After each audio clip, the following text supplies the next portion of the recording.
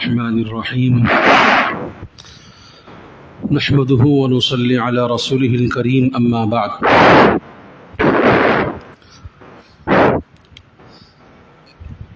اگست کا مہینہ چل رہا ہے۔ اس مہینے کی 15 اگست کو ہم اور آپ ہندوستان کی آزادی کا 75واں جشن منانے جا رہے ہیں۔ ہندوستان کی تحریک آزادی میں مجاہدین کا جو کردار ہے، علماء کا کردار ہے، ہندوستان کی عوام کا کردار ہے، ان کی خدمات، ان کی قربانیاں، ان کی شہادتیں ہیں، ان کی شہادت کا تذکرہ کرنا، ان کی قربانیوں کو یاد کرنا، یہ ہمارے لیے آج کی وقت کی سب سے اہم ضرورت ہے۔ آج آزادی کے 75ویں جشن کے موقع پر سب کو یہ نعرہ دیا جا رہا ہے، گھر گھر ترنگا ہونا چاہیے، یعنی ہر گھر ترنگا ہونا چاہیے۔ ہر آدمی آزادی کا جشن پرزور انداز سے منائے۔ اس بات کو لے کر بعض احباب ایک کنفیوژن کا شکار ہیں کہ یہ حکم دینا یا گزارش کرنا کہ ہر گھر ترنگا لہرائے، اگر نہ لہرائیں تو کیا ہوگا؟ یہ کوئی حکم نہیں ہے، کوئی قانون نہیں ہے۔ حکومت کی جانب سے اپیل ہے کہ گھر گھر ترنگا لہراؤ۔ میں سمجھتا ہوں یہ ان لوگوں کے لیے اپیل ہے، ہمارے وزیر اعظم کی، جنہوں نے اپنے ہیڈ کوارٹر پر 52 سال تک ترنگا لہرانے نہیں دیا۔ میری مراد آپ سمجھتے ہیں، یہ RSS والے جو ہندوستان کو زعفرانی رنگ سے رنگنا چاہتے ہیں، انہوں نے ترنگا کو مانا ہی نہیں، ترنگا کی شان کو انہوں نے پہچانا ہی نہیں۔ ہم یہ اچھا گمان رکھتے ہیں کہ ہمارے وزیر اعظم شاید ان لوگوں کے لیے بات کہہ رہے ہیں جنہوں نے اپنے ہیڈ کوارٹر میں 52 سال تک ترنگا نہیں لہرایا، اور یہاں تک کہ 2003 میں چند لوگوں نے ان کے ہیڈ کوارٹر ناگپور میں ترنگا لہرانے کی جسارت کی تو ان کو گرفتار کروایا گیا۔ ہم سمجھتے ہیں شاید وزیر اعظم کی مراد وہ ہیں، مسلمان اپنے اوپر نہ لیں، اور بعض لوگوں کا خدشہ یہ ہے کہ ہر گھر ترنگا لہرایا جائے گا، گھر گھر ترنگا لہرایا جائے گا، اور پھر اس کے بعد یہی زعفرانی زبانیں، ان کی کیسری زبان یہ کہے گی کہ دیکھو جی، اب تک کوئی حکومت گھر گھر ترنگا لہرانے کا کامیاب عمل نہیں انجام دیا تھا، دیکھو ہماری جب حکومت آئی ہے تو ہم نے گھر گھر ترنگے سے سجا دیا۔ اگر یہ مسئلہ ہے تو ہم ان لوگوں کو یہ باور کرانا چاہتے ہیں، اور یہ من بنا کر کے چلو، ہم شروع سے جشن یوم آزادی مناتے چلے آ رہے ہیں، ہم شروع سے ترنگا کی شان کو بلند کرتے چلے آ رہے ہیں، ہم نے کبھی بھی ترنگا کی شان کو، ترنگا کو جھکنے نہیں دیا۔ کیوں؟ یہ ہماری ہندوستان کی شان ہے اور پہچان ہے، اور ہر مسلمان اپنے گھر میں, اپنے دفتر میں, اپنی کار میں, جہاں بھی ہو ترنگے کو بڑی شان سے رکھتا ہے اور رکھنا بھی چاہیے. اور میں کہتا ہوں ہم 15 اگست جشن یوم آزادی کیوں نہ منائیں, ہم ترنگا شان سے کیوں نہ لہرائیں. یہ 15 اگست یوم آزادی کا جشن ان کے صدقے میں ملا ہے جسے لوگ نواب سراج الدولہ کہتے ہیں. نواب سراج الدولہ, ان کی قربانیاں ہوئی ہیں, 7 سال جنگ چلی ہے. انہوں نے ایسٹ انڈیا کمپنی قائم کرنے والے انگریز ان کو ناکوں چنے چبوایا ہے, پھر ان کو جان کی مال کی قربانی دینا پڑا ہے, اور پھر وہاں سے تقریباً 250 سال انگریز اس ہندوستان کی پاک سرزمین پر اپنے ناپاک قدم جمایا تھا اور اس نے حکومت کی. ہم کیوں نہ منائیں جشن یوم آزادی؟ ہم نواب سراج الدولہ کی قربانیاں پیش کریں گے. ہم کیوں نہ منائیں جشن یوم آزادی؟ ہم کیوں نہ شان سے ترنگا کو نہ لہرائیں؟ یہ ترنگا کا لہرانا یہ حضرت ٹیپو سلطان شہید کی شہادت کی قربانیوں کے بعد کا ملا ہوا صدقہ اور تحفہ ہے. ہم کیوں نہ لہرائیں ترنگا شان سے؟ ہم کیوں نہ منائیں جشن یوم آزادی؟ اس لیے کہ آزادی کا دروازہ کھولنے والے شاہ ولی اللہ محدث دہلوی, ان کے قلم نے وہ مضامین لکھے, ان کی آہوں نے اللہ سے مانگا, تو پھر آپ دیکھ سکتے ہیں انہی کے سپوتوں میں ایک شاہ عبد العزیز محدث دہلوی حضرت ٹیپو سلطان شہید کی شہادت کے 4 سال بعد اپنے قلم سے جہاد کا فتویٰ لکھتا ہے. او ہندوستانیوں, ہندوستان میں رہنے والوں, تمہارے اوپر جہاد فرض ہو چکا ہے. ہر ایک پر ضروری ہے کہ وہ جہاد آزادی کے لیے اپنی جان, اپنا مال, سب کچھ وارنے کے لیے تیار ہو جائے. اور میں کہتا ہوں حضرت ٹیپو سلطان شہید رحمت اللہ علیہ کی شہادت کے بعد, ان کا پاک خون کا قطرہ پاک سرزمین پر ناپاک انگریز گرانے کے بعد, ان کی پاک قطروں کے صدقے میں حضرت شاہ عبد العزیز محدث دہلوی کے قلم نے جو سیاہی کا کام کیا ہے, میں سمجھتا ہوں وہ سیاہی نہیں, وہ حضرت ٹیپو سلطان شہید رحمت اللہ علیہ کے خون کے قطروں نے جہاد کے فتوے کو صادر کیا ہے.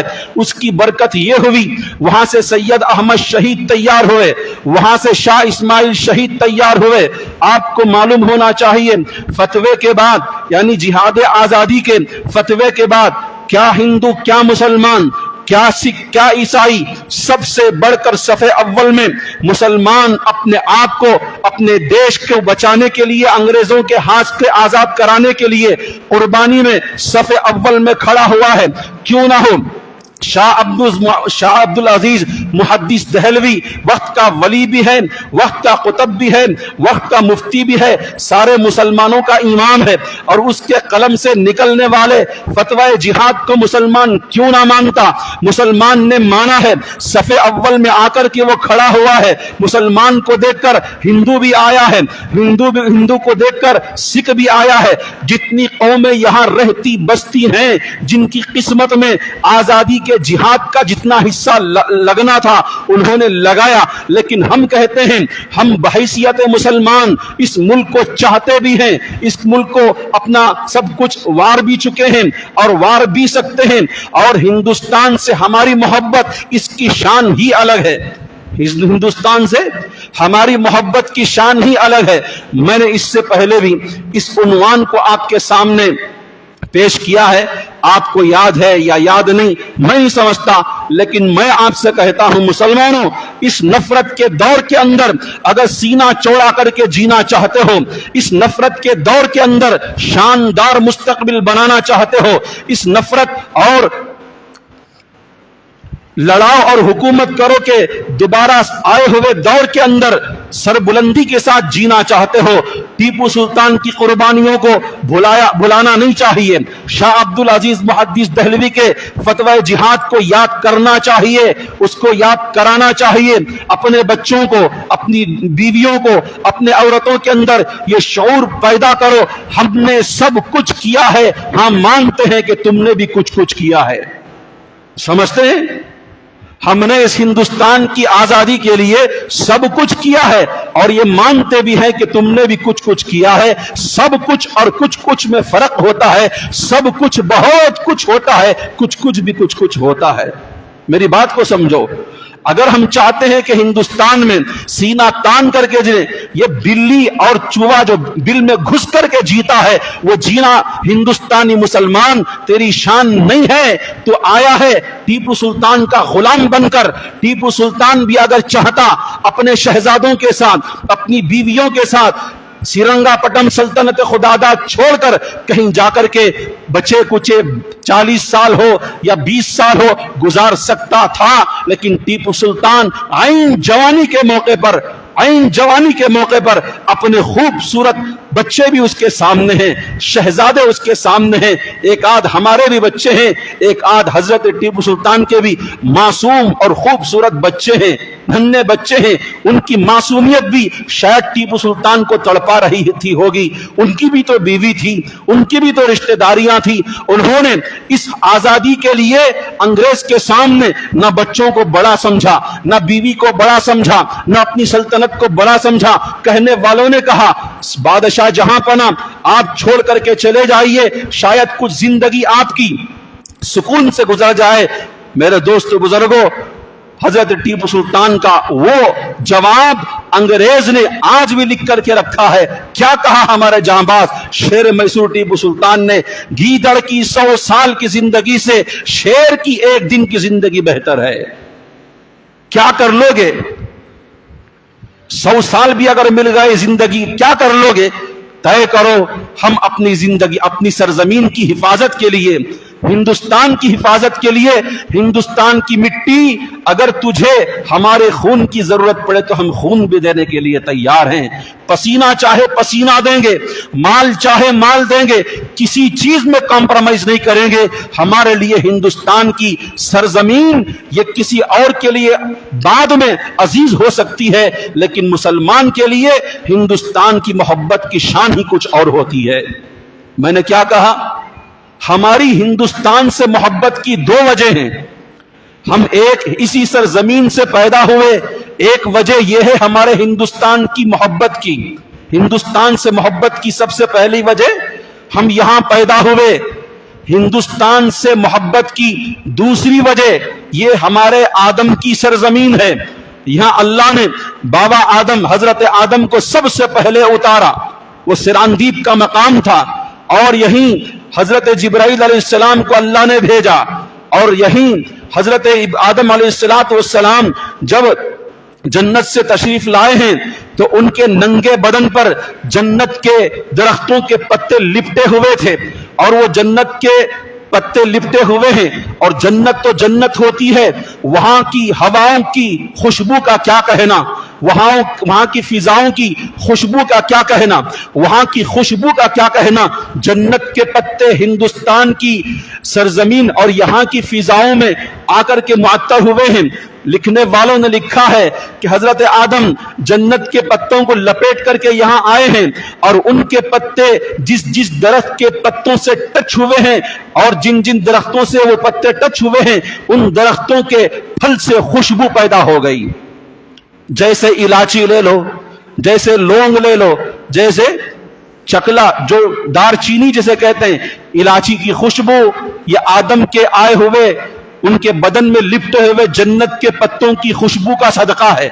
लौंग की खुशबू आदम के लिपटे हुए बदन पर जन्नत के पत्तों की खुशबू का सदका है। मैं आपको बता रहा हूं, उलमा ने लिखा है, इसको साबित किया है। तो हम ये हमारी हिंदुस्तान से मोहब्बत की दूसरी बड़ी वजह, सबसे बड़ी वजह यह है कि हम हिंदुस्तान को इसलिए भी अपना सरजमीन, अपनी पाक सरजमीन समझते हैं और इससे मोहब्बत करते हैं। ये आदम की सरजमीन है, ये हव्वा की सरजमीन है, ये शीश की सरजमीन है, ये सहाबा की सरजमीन है, ये हजार पता नहीं कितने अंबिया यहां तशरीफ लाए, और सबसे बढ़कर ये जिब्राइल जो अल्लाह के पाक मुकर्रब फरिश्ता हैं, वो पैगाम लेकर आदम के पास आए हैं। तो सबसे पहले इसी हिंदुस्तान की सरजमीन पर हजरत आदम तशरीफ लाए हैं और यहीं आकर उन्होंने नारे रिसालत को बुलंद किया है, अशहदु अन्ना मुहम्मदुर रसूलुल्लाह। नारे तकबीर को हजरत जिब्राइल ने यहीं बुलंद किया है, अल्लाहु अकबर का नारा हजरत जिब्राइल ने। तो इससे हम हिंदुस्तानी हैं, यहां पैदा हुए, इसलिए हम इस पर मर मिटते हैं। और दूसरी बड़ी वजह यह है कि हम आदमी हैं, आदम वाले। आदम, हमारे आदम की सरजमीन है। अगर आदम की हैसियत से देखा जाए, अमेरिका में रहने वाला मुसलमान भी मजबूर है हिंदुस्तान की मिट्टी से प्यार करने के लिए।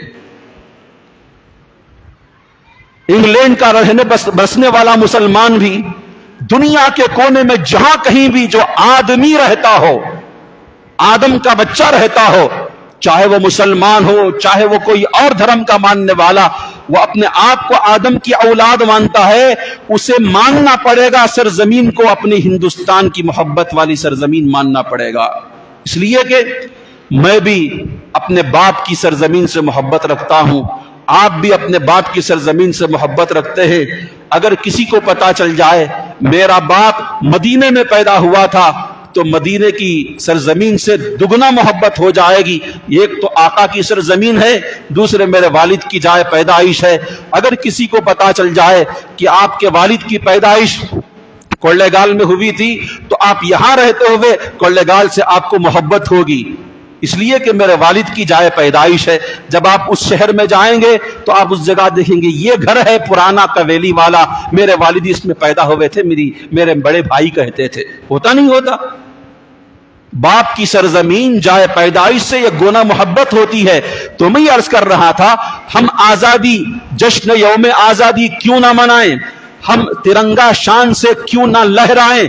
हम वो हैं जो अपनी मुजाहिदीन की फहरिस्त में बहादुर शाह जफर को रखते हैं।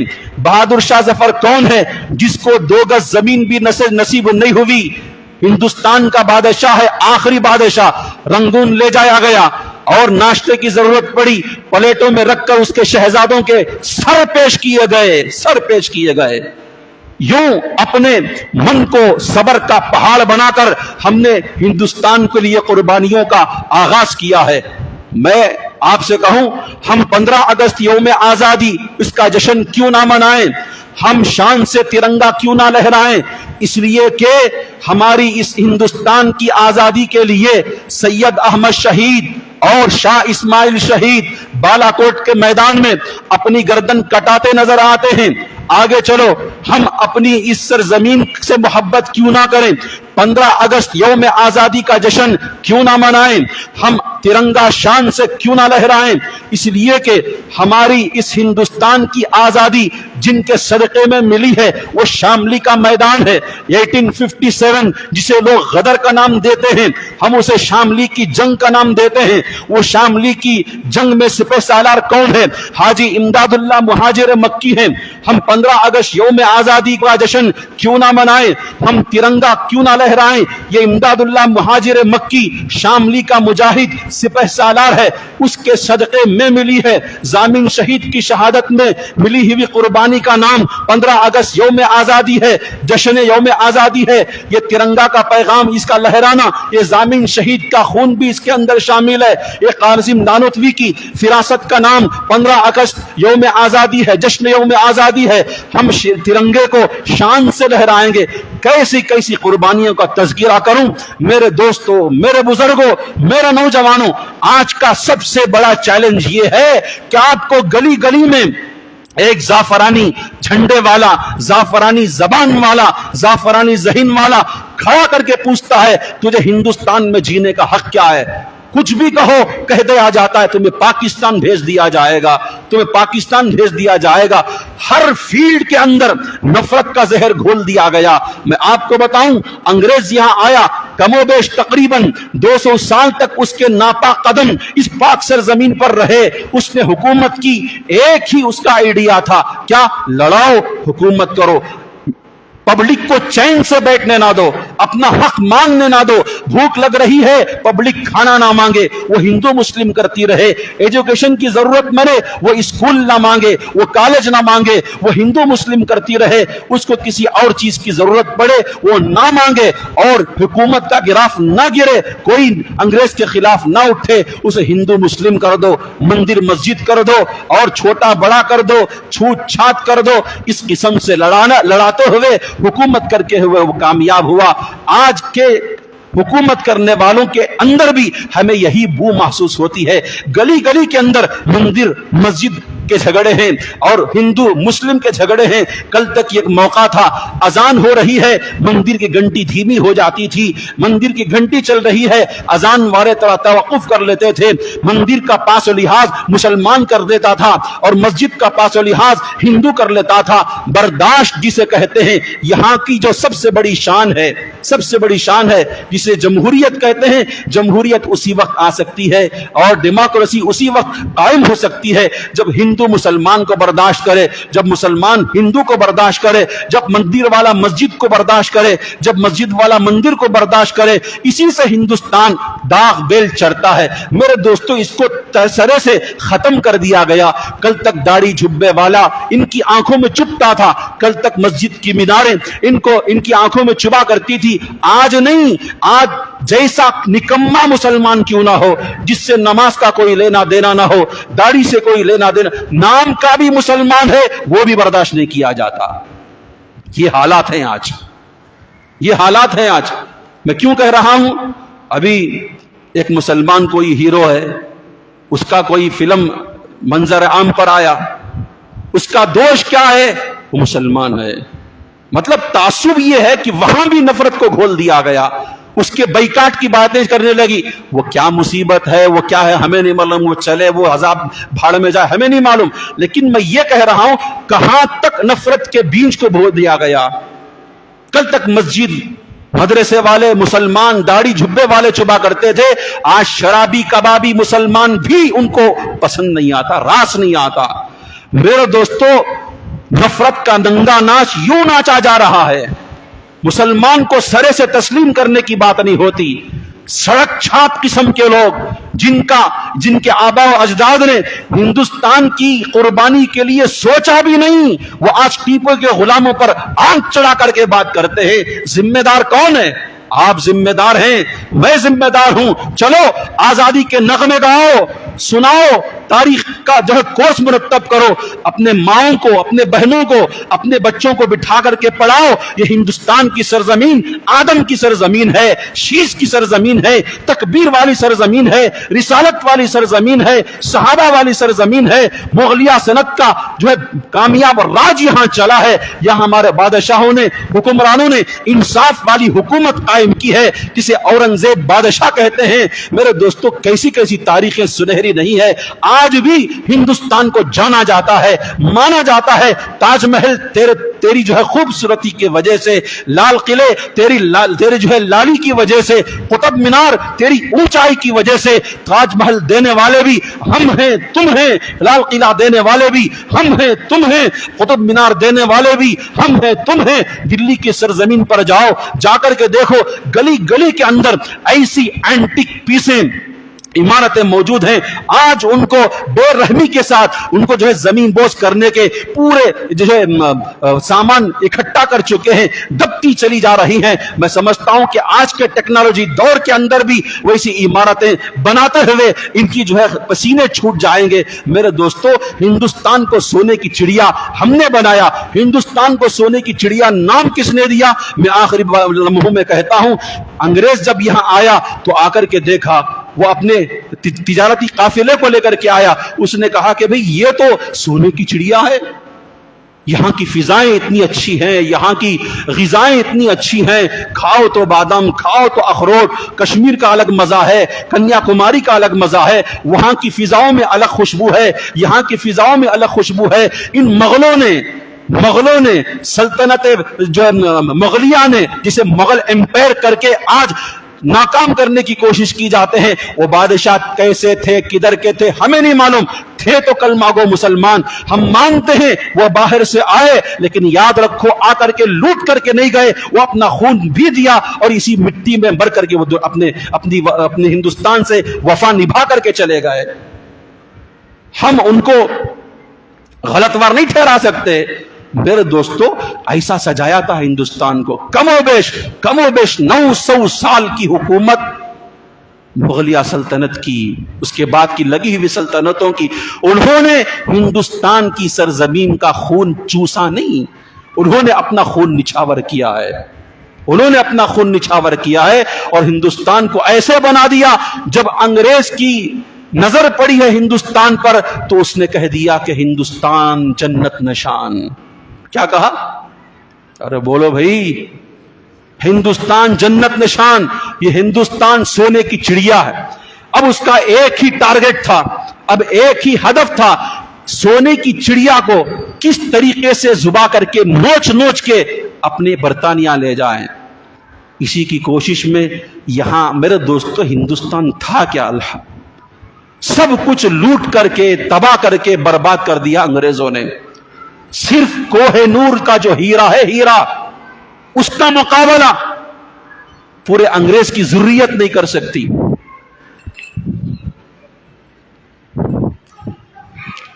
کس کا مقابلہ؟ کوہ نور تھا نہیں، اس کا مقابلہ انگریز کی ضروریت نہیں کر سکتی۔ اتنا قیمتی ہیرا، اور نہ جانے اس نے کتنے بیش قیمتی اثاثے ہمارے 900 سال کے بنائے ہوئے، جمائے ہوئے لوٹ کھسوٹ کر کے انگریز یہاں سے لے گیا۔ وہ تو ہمارا ملک سونے کی چڑیا تھا۔ بنایا کس نے؟ 900 سالہ دور حکومت ہم نے بنایا تھا۔ ہم نے کیوں بنایا تھا؟ یہ بابا کی سرزمین ہے، آدم کی سرزمین ہے، یہاں خوشبو ہے، یہاں امن ہے، یہاں پیار ہے۔ میں کہتا ہوں سب کچھ دینے کے ساتھ ساتھ یہاں امن کا پودا بھی ہم نے لگایا، محبت کا پودا بھی ہم نے لگایا، پیار کا پودا بھی ہم نے لگایا۔ یہ مرتے مر جائیں گے، دشمن ہمارے، تاریخ کے دشمن مرتے مر جائیں گے۔ یہ بے دھڑک دلیلیں دے کر بابری مسجد کو شہید کر سکتے ہیں، بابری مسجد کو پتہ نہیں اکھاڑے کا نام دے سکتے ہیں، لیکن تاریخ کی دلیل دے نہیں سکتے۔ یہ کبھی ثابت نہیں کر سکتے کہ کوئی مسلمان بادشاہ تعصب کی وجہ سے کسی مندر کو جو ہے گرایا ہو، کسی ہندو کا خون کیا ہو، نہیں ہو سکتا۔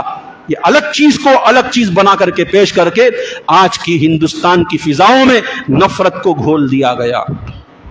آج ماحول کیا ہے؟ میں نے کہا نا، داڑھی، جبہ، مسواک، تبلیغ والا نہیں، فلمی ایکٹر بھی اگر وہ مسلمان ہو وہ بھی برداشت نہیں ہے۔ مسجد کا بائیکاٹ نہیں، مدرسے کا بائیکاٹ نہیں، فلم کا بائیکاٹ ہوگا۔ کیوں؟ مسلمان کی فلم ہے۔ میں دوبارہ کہہ رہا ہوں، فلم سے ہمارا کوئی لینا دینا نہیں۔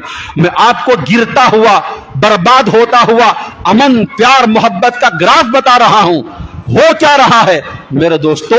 آخری پیغام یہ ہے، ہم جانتے ہیں، ہم مانتے ہیں، اس ہندوستان کی آزادی کے لیے، اس کو بنانے، اس کو تعمیر کرنے، اس کو سجانے، سنوارنے، حفاظت کرنے میں ہمارے آباء و اجداد کا، علماء کا، مسلمانوں کا، بادشاہوں کا، مجاہدین کا بہت خون بہا ہے، بہت خون بہا ہے۔ اب دوبارہ ہندوستان اسی مینٹالٹی پر آ کر کھڑا ہوا ہے، لڑاؤ اور حکومت کرو کے در پہ کھڑا ہوا ہے۔ اس وقت ان لوگوں کا کام کیا تھا؟ حسین احمد مدنی نے کیا رول نبھایا؟ شیخ الہند نے کیا رول نبھایا؟ گاندھی جی نے کیا رول نبھایا؟ ابوالکلام آزاد نے کیا رول نبھایا؟ شوکت علی جوہر نے کیا رول نبھایا؟ محمد علی جوہر نے کیا رول نبھایا؟ اجمل خان نے، حکیم اجمل خان نے کیا رول نبھایا؟ اشفاق اللہ خان نے کیا رول نبھایا؟ بھگت سنگھ نے کیا رول نبھایا؟ وہ तख्ता दार को चूमने वाले, उन्होंने क्या रोल निभाया? उन्होंने सबसे पहले हिंदू मुस्लिम सिख ईसाई का भेदभाव मिटाया, बहैसियत कौम आगे चले, शाना बशाना, तुम हिंदू हो मैं मुसलमान हूं, तेरा भी मुल्क है मेरा भी मुल्क है, जो मेरा और तेरे मुल्क का दुश्मन वो मेरा भी दुश्मन, वो तेरा भी दुश्मन। लेकिन वो जब चाहे मुसलमान को हिंदुस्तान का गद्दार कहेंगे, कभी वो ईसाई को हिंदुस्तान का गद्दार कहेंगे। ऐसे मौके पर ईसाई मुसलमान का साथ दे, मुसलमान ईसाई का साथ दे, दलित तबका ऊंची मुसलमानों को साथ दे, मुसलमान उनका हाथ पकड़ करके चले। पैगाम यही है, हिंदुस्तान को अगर बचाना हो, इसका तहफ़्फ़ुज़ करना हो, इसकी तरक्की में लाना हो, तो एक ही काम है जो महात्मा गांधी और अबुल कलाम आज़ाद ने मिलकर किया था, हुसैन अहमद मदनी और उस जमाने के हिंदुओं ने और दानिशमंदों ने मिलकर किया था। मेरे दोस्तों, उसी चीज को लेकर हमें आगे बढ़ना है। इंशाअल्लाह को किसी की शाम, किसी की सुबह बाकी नहीं रहती, याद रखो, किसी का दिन बाकी नहीं है। अनकरीब सूरज डूबने वाला है, रात इनकी भी आएगी अगर हम सब्र से चले। नफरत के डायलॉग हमने नहीं बोला, सब्र करो, जो कुछ वो करें भोगते रहें, भोगें, हमारा एक ही काम है, सब्र करो। यहां तक मैं कहता हूं, अगर कोई आकाए दो जहां जनाब मोहम्मद रसूलुल्लाह सल्लल्लाहु अलैहि वसल्लम की शान में गुस्ताखी भी करता है, मैं कहता हूं सब्र करो। एहतजाज क्या है?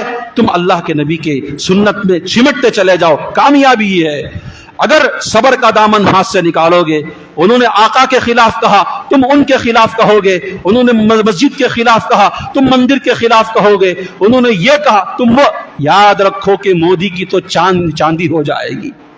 फिर ये डूबने वाले नहीं, इनकी बेस, इनकी बुनियाद, इनकी दीवार इसी तासुब के अंदर खड़ी हुई है। इनकी हुकूमत का स्टैंड ही यही है, जब तक हिंदू मुस्लिम आपस में चलता रहेगा हम रोटियां सेंकते रहेंगे। याद, तुम हिंदू मुस्लिम करते रहे, रेलवे बिक गई, बैंक बिक गए, दिवालिया हो गया, लेकिन आंखों के ऊपर तासुब की पट्टी बांधी गई, कुछ नजर नहीं आता। आदमी कर्ज लेकर के फांसी लगा रहा है, लेकिन फिर भी उसको वो जय जयकार कर रहा है, इसलिए कि हिंदू मुस्लिम कर दिया गया।